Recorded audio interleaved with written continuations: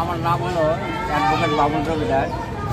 আর এই যে এনার নাম হচ্ছে সন্তোষ রবি দাস। তো ইনি একজন পাদুকা, এই যে বুট পালিশওয়ালা, পুরানা স্যান্ডেল জুতা করে বানায় এবং দেখে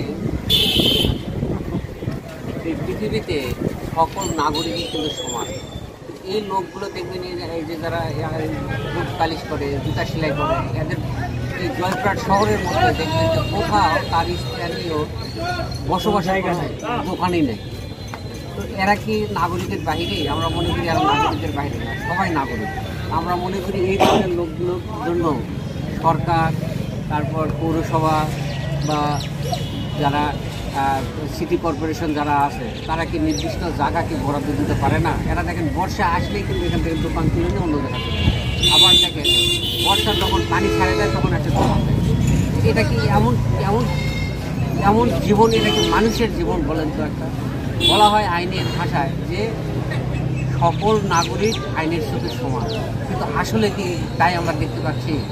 আপনারা দেখেন ইনি এখন বাস স্ট্যান্ডের মধ্যেই এখানে বসবাস করতেছে, কিন্তু বাস স্ট্যান্ডে এনার পাশে দেখেন একটা জুতা যে দোকান আছে, এটা হলো এটা পৌরসভা থেকে এটা দেওয়া, কিন্তু এনাদের একটা নির্দিষ্ট বরাদ্দ করার জায়গা আমরা মনে করি অবশ্যই দেওয়া দরকার।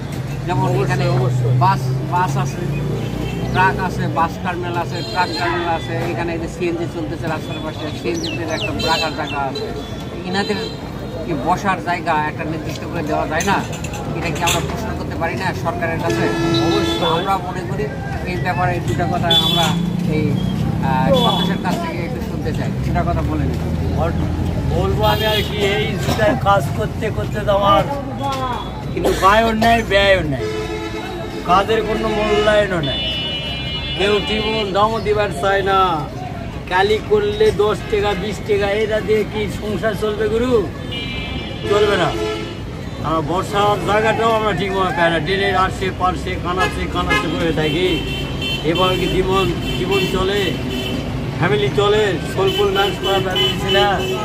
হ্যাঁ, জিনিসপত্রের দাম বেশি, হাহাকার। স্বর্ণের চাল কিনা যাচ্ছে না, ডাল কিনা যাচ্ছে না, আলু তো ডাল খাচ্ছে মানুষ।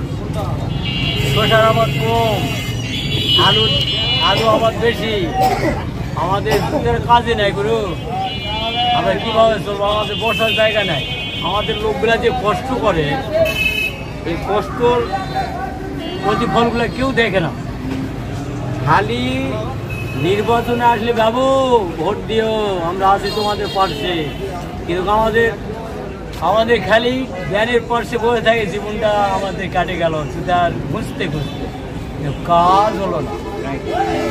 ওকে, ধন্যবাদ। আমি মনে করি যে এই যে দেখেন এরা জুতা পালিশ করে কয় টাকা পায়, আপনারা বিবেচনা করেন। দর্শকের কাছে একটা প্রশ্ন রাখলাম, একটা প্রত্যেক দিন ইনকাম 100-150 টাকা আছে, এনাতে কি সংসার চলে? বাচ্চাদের লালন পালন করা যায়, সংসারের আয় নির্বাহ করা যায়, আপদ বিপদ থেকে রক্ষা পাওয়া যায়? হ্যাঁ, এটাতে চালের কেজি যেখানে 50 টাকা, 60 টাকা, 70 টাকা, তাহলে 150 টাকা 200 টাকা ইনকাম করে এই লোকটার জীবন চলে। আমরা মনে করি এই ব্যাপারে সরকার, দেশের সাধারণ জনগণ সকলেই যেন ইনাদের কথাগুলো একটু শুনে মনোযোগ দেয়, যে ইনারা যেন বসার জায়গা পায় এবং সরকার থেকে সুযোগ সুবিধা পায়, সেই প্রত্যাশা করি। এবং ছেলেমেয়েরা যেন লেখাপড়া শিখে বড় কিছু হয়, কেউ উকিল হয়, কেউ জজ হয়, ম্যাজিস্ট্রেট হয়, বা ইঞ্জিনিয়ার হয়, ডাক্তার হয়, যেন এরকম সুযোগ সুবিধা যদি দেওয়া যায়, আমার মনে হয় এখান থেকে তারা উঠে আসতে পারে। এই প্রত্যাশা করি। সকলকে ধন্যবাদ।